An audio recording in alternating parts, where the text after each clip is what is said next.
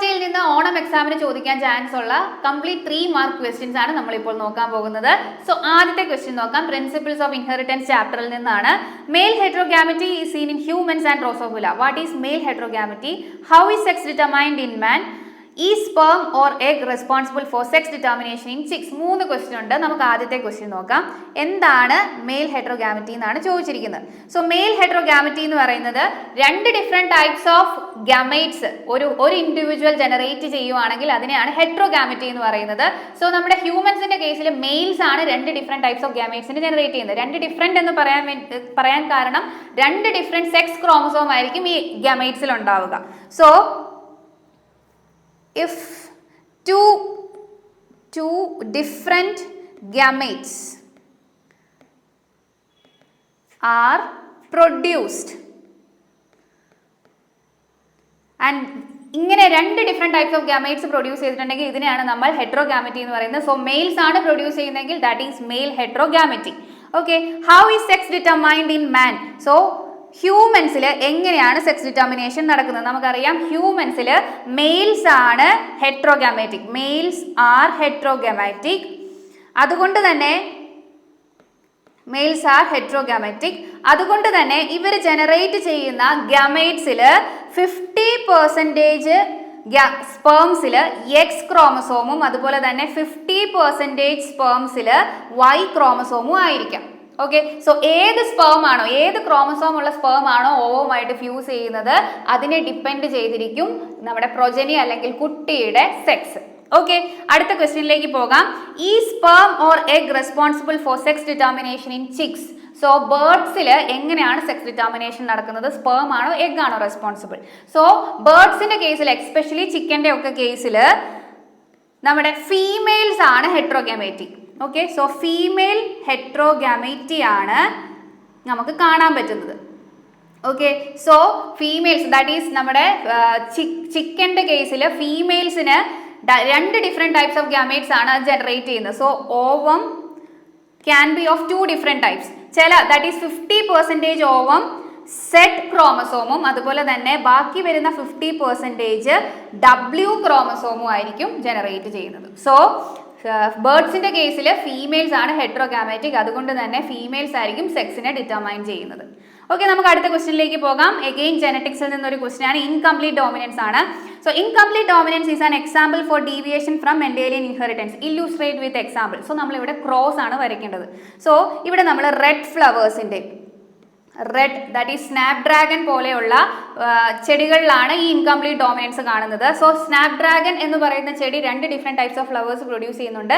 Red ഫ്ലവറും produce ചെയ്യുന്നുണ്ട്, അതുപോലെ തന്നെ വൈറ്റ് ഫ്ലവറും പ്രൊഡ്യൂസ് ചെയ്യുന്നുണ്ട്. അതിൽ റെഡ് ആണ് dominant. So capital R capital homozygous ഡോമിനന്റും ദെൻ ഹോമോസൈഗസ് റെസസീവും വൈറ്റ് റെസസീവ് ആണ്. സോ ഇതാണ് നമ്മുടെ പേരൻസ്.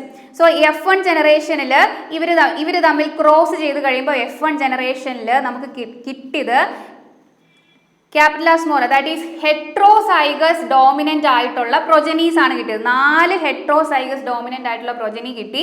പക്ഷേ നോർമലി ഡോമിനന്റ് ആയിട്ടുള്ള ദാറ്റ് ഈസ് ഡോമിനന്റ് ആയിട്ടുള്ള റെഡ് ഫ്ലവർ ആണ് ഇവിടെ എക്സിബിറ്റ് ആവേണ്ടത്, ഫീനോടൈപ്പ് ആയിട്ട് വരേണ്ടത്. പക്ഷെ നമുക്ക് ഇവിടെ കിട്ടിയ ഫീനോടൈപ്പ് പിങ്ക് ആയിരുന്നു.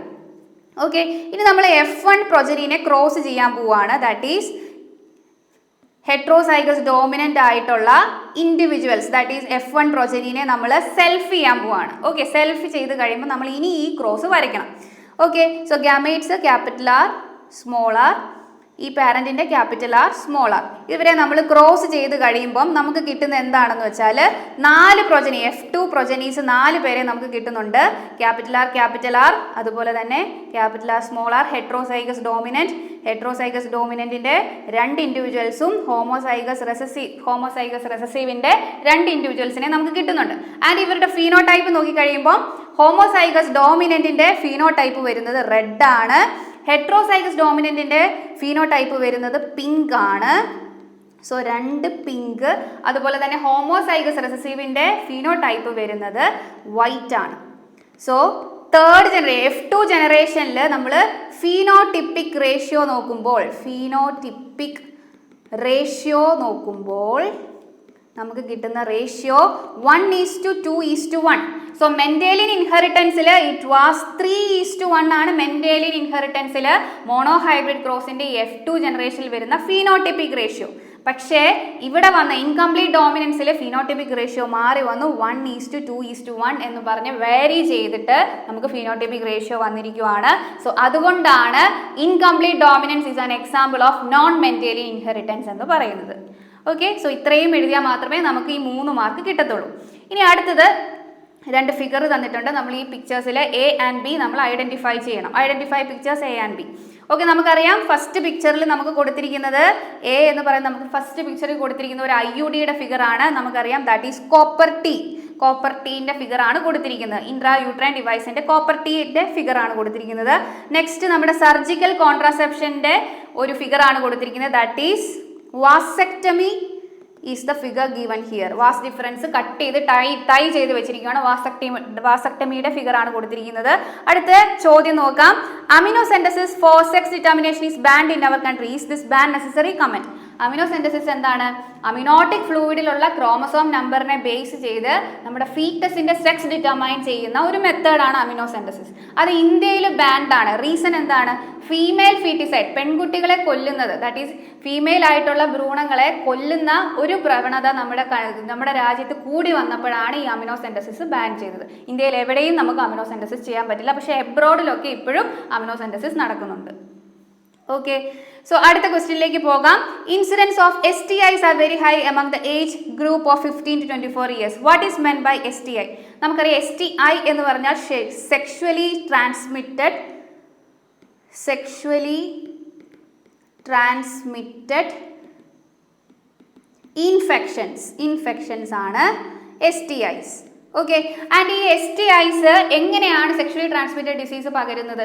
നമ്മൾ അൺപ്രൊട്ടക്റ്റഡ് ആയിട്ടുള്ള ഇന്റർകോഴ്സിലേക്കൊക്കെ പോകുമ്പോൾ എന്താണ്, ഒരു പാർട്ട്ണറിന്, ഏതെങ്കിലും ഒരു partner sexually that is STIs ഏതെങ്കിലും ഒരു ഇങ്ങനെയുള്ള ഇൻഫെക്ഷൻസ് ഉണ്ടെങ്കിൽ അത് ഇന്റർകോഴ്സിന്റെ സമയത്ത് അടുത്ത പാർട്ട്ണറിലേക്ക് കൂടെ പകരുന്നതാണ് sexually transmitted infections.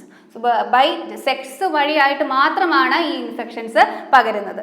Name any 2 STIs ആണ് കൊടുത്തിരിക്കുന്നത്. ഇഷ്ടം പോലെ STIs നമുക്ക് ടെക്സ്റ്റിൽ കൊടുത്തിട്ടുണ്ട്. ഏത് വേണമെങ്കിലും നിങ്ങൾക്ക് എഴുതാം. ഹെപ്പറ്റൈറ്റിസ് B, ഗൊണേറിയ, സിഫിലിസ്, എന്ത് വേണമെങ്കിലും, അല്ലെങ്കിൽ ജെനിറ്റൽ വാൾസോ എന്ത് വേണമെങ്കിലും, ജെനിറ്റൽ ഹെർബ്സ് എന്ത് വേണമെങ്കിലും നിങ്ങൾക്ക് എഴുതാം. സോ ഞാൻ ഇവിടെ എഴുതിയിരിക്കുന്നത് hepatitis B and gonorrhoea are 2 examples of sexually transmitted infection. Suggest any 2 preventive measures. എങ്ങനെയാണ് നമുക്ക് ഈ STIസിനെ പ്രിവെന്റ് ചെയ്യാൻ പറ്റുന്നത്? സോ അതിലെ ആദ്യത്തെ മെത്തേഡ് എന്ന് പറയുന്നത് മൾട്ടിപ്പിൾ പാർട്ട്നേഴ്സുമായിട്ടുള്ള സെക്ഷൽ ഇന്റർകോഴ്സ്, അല്ലെങ്കിൽ അൺനോൺ പാർട്ട്നേഴ്സ്, അല്ലെങ്കിൽ multiple partners, unprotected sex maximum ഒഴിവാക്കുക. സോ മൾട്ടിപ്പിൾ പാർട്ട്നേഴ്സുമായിട്ടുള്ള ഇന്റർകോഴ്സിന് ഒഴിവാക്കുക. Partners should be avoided. അതുപോലെ തന്നെ using physical barriers like condoms during the intercourse. Physical barriers എല്ലാം യൂസ് ചെയ്താൽ നമുക്ക് ഒരു പരിധി വരെ സെക്ഷുവലി ട്രാൻസ്മിറ്റഡ് ഇൻഫെക്ഷൻസ് എല്ലാം പ്രിവെന്റ് ചെയ്യാൻ പറ്റും. Using physical barriers example condom. Okay, so ഇതാണ് നമ്മുടെ സെക്ഷുവലി ട്രാൻസ്മിറ്റഡ് ഇൻഫെക്ഷൻസ്. പ്രത്യേകം ശ്രദ്ധിക്കണം, 3 മാർക്ക് ക്വസ്റ്റ്യനിൽ എല്ലാ വർഷവും റിപ്പീറ്റ് ചെയ്ത് ചോദിക്കുന്ന ഒരു ക്വസ്റ്റ്യൻ ആണ് സെക്ഷുവലി ട്രാൻസ്മിറ്റഡ് ഇൻഫെക്ഷൻ. അടുത്ത ലാസ്റ്റ് ക്വസ്റ്റ്യൻ നമുക്ക് നോക്കാം. Observe the diagrams A and B given below related to contraceptive methods. Identify A and B. So നമുക്കിവിടെ മെയിൽ റീപ്രൊഡക്റ്റീവ് സിസ്റ്റം കൊടുത്തിട്ടുണ്ട്, ഫീമെയിൽ റീപ്രൊഡക്റ്റീവ് സിസ്റ്റം കൊടുത്തിട്ടുണ്ട്. അതിൽ ശ്രദ്ധിക്കേണ്ട കാര്യം, ഇവിടെ വാസ്റ്റ് ഡിഫറൻസ് കട്ട് ചെയ്ത് ടൈ ചെയ്തിരിക്കുകയാണ്. അതുപോലെ തന്നെ ഫിഗറിൽ നമ്മുടെ ഫലോപ്പിയൻ ട്യൂബും കട്ട് ചെയ്ത് ടൈ ചെയ്തിരിക്കുകയാണ്. So this is an example of surgical method of contraception called vasectomy and tubectomy. Explain this surgical method. ഇതൊരു സർജിക്കൽ മെത്തേഡ് ഓഫ് കോൺട്രാസെപ്ഷൻ ആണ് നമ്മൾ നേരത്തെ പറഞ്ഞു. സോ ഇവിടെ എന്താണ് സംഭവിക്കുന്നത്? വാസെക്ടമിയിൽ വാസ് ഡിഫറൻസ്. സോ ടെസ്റ്റിസിൽ നിന്ന് മെയിൽ ഗാമേറ്റ്സിനെ, സ്പേംസിനെ ക്യാരി ചെയ്യുന്ന വാസ് ഡിഫറൻസ് നമ്മൾ കട്ട് ചെയ്ത് ടൈ ചെയ്ത് വെച്ചിരിക്കുകയാണ്. സോ എന്ത് സംഭവിക്കും?